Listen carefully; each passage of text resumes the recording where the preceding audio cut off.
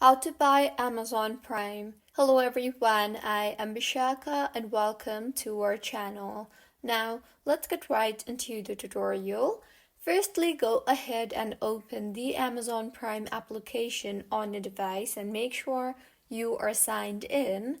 And if not, then go ahead and sign yourself in. Now, to make a purchase, then tap on your profile icon on the top right of your screen and further tap on the settings option you see on top of your screen. You will then see the option for My Account. Tap on that and then tap on the Manage Account option.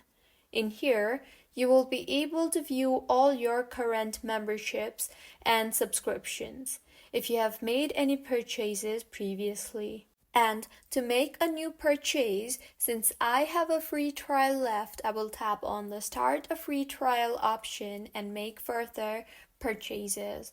You will simply have to enter your card details and choose a plan to confirm your subscription. So, this is how you can buy Amazon Prime. If you find this tutorial helpful, please like the video and do subscribe to our channel for more contents like this.